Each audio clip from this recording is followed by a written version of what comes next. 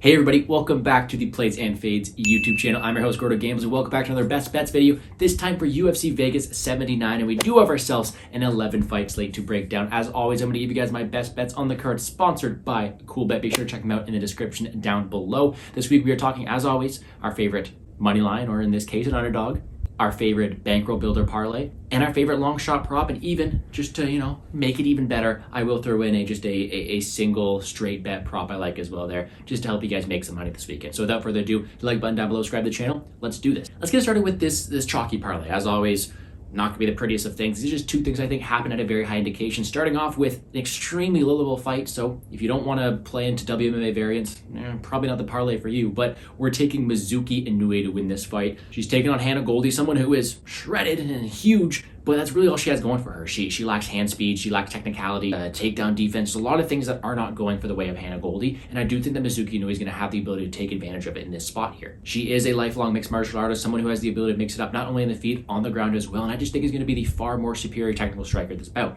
Yes, Goldy does have some decent pop in her punches with that physicality, but she's very slow to the punch, can be hit in her own right with some questionable striking defense, and on the mat can be taken down at a very high clip as well. All of this to say is I just think that Hannah Goldy is someone who likes to use her physicality to her advantage. And in these technical bouts that do go towards the optics of the judges, Hannah Goldy is not the best optics, and I do think Mizuki wins this fight at a very high clip. Whether it be with the hand speed on the feet, the takedown upside she does have as well, I think that there are a multitude of ways of her getting this done, and she'll be the first leg for our chalky parlay this week. Second and last leg of this parlay is going to be the under in the Andre Fialho versus Tim Means fight. And this is a pretty clear-cut one that really revolves around the style that Andre Fialho brings to the cage. In 23 pro fights, he's had 19 of them end inside the distance. This is a guy who is just oriented towards violence. 11 of his 16 wins have come by knockout in the very first round, and that seems to be his preferred method of victory. He's a guy who goes out there, swings with fight-ending intention, has power in both hands to get it done, and does have some good boxing chops to connect and find the chin of his opponent. He's facing a 39-year-old Tim Means, a guy who was clubbed in some previous bouts as well, and it has the ability for Fialho to knock him out. I do think that the win condition of Fialho is an early finish, which is not off the table at all.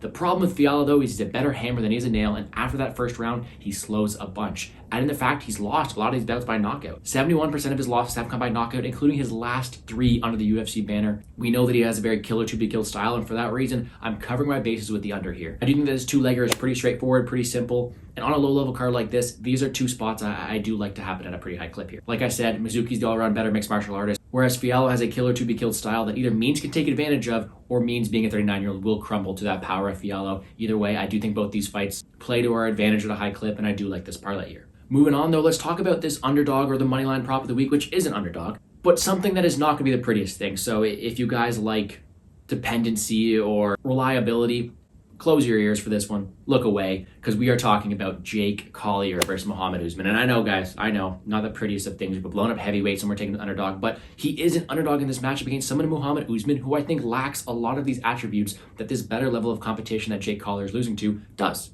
Now let's get the negatives out of the way. Jake Collier is a guy who's 1-4 in his last 5, is a blown up middleweight, is facing someone Usman with power to knock out his lights, and there are question marks in Jake Collier. However, I do like what I see from him. His hand speed has translated to this division. He averages 5.81 strikes landed per minute, great volume, good ability to mix it up as well, and no one's been able to take him down at heavyweight. Additionally, much better level of competition. I do think he's a much cleaner striker in this matchup, and I do think he wins this fight more than this line entails, way more than 50%. Now here's the problem.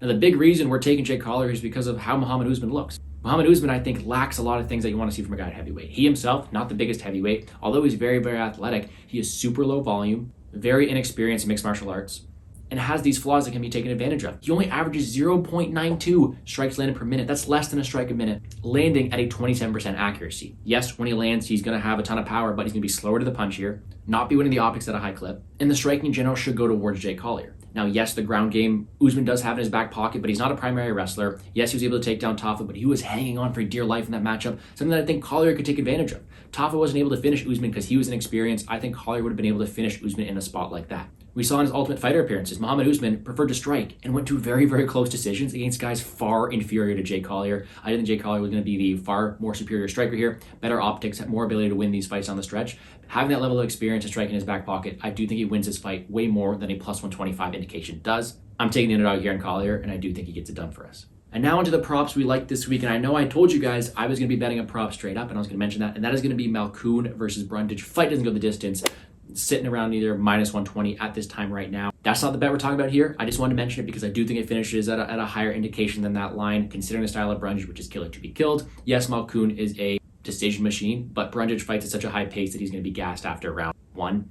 Malkoun can take advantage. I do like the under there. But our long shot prop of the week, let's go for 4 digits. Honestly, I'm not too sure what this line is because the line has not dropped while I film this video. So future Gordo, put the odds up right here, and those look pretty good. That's exactly what I want to see because I do expect this line to be a big plus money number. We're taking Charles Jourdain to win this fight in round number 3. Now, yes, a little bit of Canadian bias, but I do really like Charles Jourdain in this matchup, and he is someone who just brings such a fun, fan favorite style. Really high action fighter, incredible volume on the feet, great technicality, and he is a very, very good striker. The concern for him in this battle is Ricardo Ramos is a very good grappler and has the ability to land takedowns, land 8 takedowns against Bill Algeo, and I do think that could be there for someone like Ramos here against a guy Jourdain who can be taken down. With that being said, though, I think Jourdain has the ability to win more optics on the feet and has the ability to scramble enough to get back to his feet. Now, the reason we like this round 3 prop is Ramos, having a style that's going to really need him to grapple here at a high clip, is going to have him tire out more often. And I think that the way this cardio battle goes in round 3, Jourdain is going to be the fresher fighter and have the ability to get this finish down there. Especially if Ramos has grappling success early on, Jourdain has been very, very active in round 3, almost finishing Shane Burgos. It should have been a 10-8 round in that one. But he is very, very good cardio-wise and has the optics and the volume and the pressure to take advantage of someone in Ramos who does have weaker cardio down the stretch. So give me Charles Jourdain round 3. I do think he has the much better cardio and has the ability to take advantage of Ramos, whose main game plan here should be trying to grapple Jourdain. I do like Jourdain on the money line as well, but this is a very good plus money number that I do like for him to go out there and have some success. But that's going to do it for me here on the Plays and Fades YouTube channel. A quick, short best bets video. Let's quickly recap them. We're taking Mizuki Inoue parlay with the fight doesn't go to decision in the Fiallo versus Means fight. That is our Chalky Parlay of the week. Our underdog of the week is the fat Jake Collier, blown up middleweight. I don't care. I think he's better than his opponent here and better than the line entails. And the long shot product this week is going to be Jourdain round 3, but I also did give out some Malkoun and Brundage fight doesn't go the distance.